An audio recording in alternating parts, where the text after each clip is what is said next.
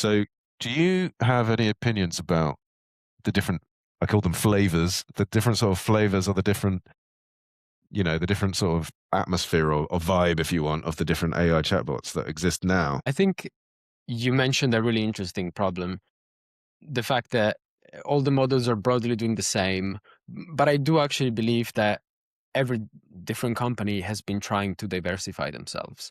The model that I have tested in the past, but that most people are familiar with, certainly include ChatGPT.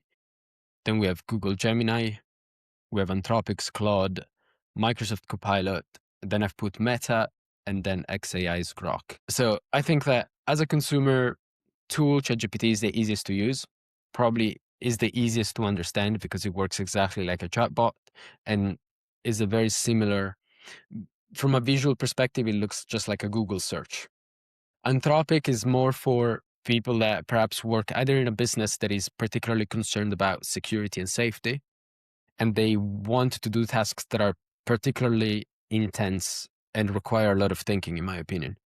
Claude, in my opinion, is the one that gives the most thoughtful and well-researched answers on a variety of different topics. Is the one that performs the best, in my opinion. Then if we move into Google Gemini, I think that they are really good at creating images, actually. And I think that one of their advantages so far has been the ability to provide the service for free. And so they probably get hundreds of thousands of hundreds of millions of consumers just because of that, just because the tool is free.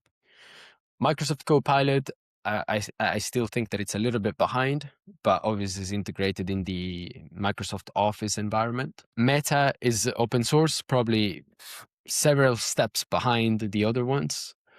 And Meta is trying to do their own strategy. Mark Zuckerberg thinks that he's not going to win the AI race. And so he wants to make sure that the models are open source. And so by making his model open source, perhaps he will push more consumers and more users to think into that mindset. And if the models do become open source or they become commoditized and everybody has one, then Meta can start pushing like Google is doing onto the platform side. Meta owns most social medias today. So if the tools are embedded into the social media, you don't really care what type of model you have. So that could be Meta strategies. And then Grok is obviously going for the news and wants to become the new media outlet. And so if you're looking for a last minute news, probably Grok is going to be the tool that gives you the best answers. Yeah. What's your perspective? Do you disagree or do you think?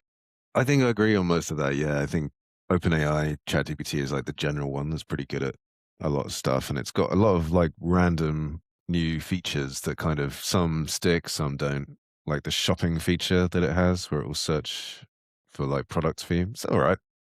You kind of swipe left and right when it gives you sort of suggestions as it searches, and it will give you a list of products. It's not bad.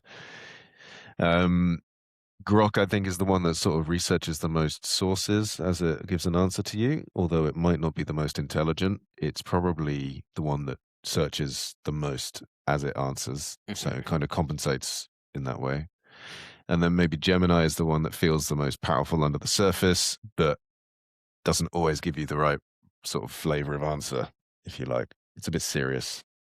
You Okay. almost feel Yeah. like the serious.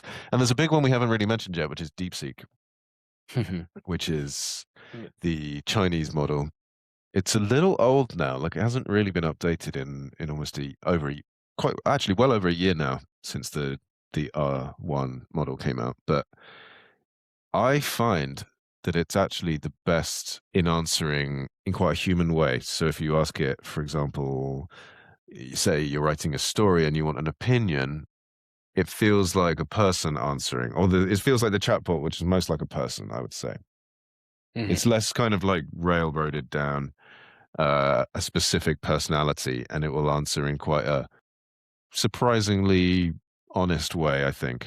I quite enjoy watching its thought process pop up live, that you can see the whole thing as well, which you don't get with the other ones, and it's really quite cool to see. So those are like the big players.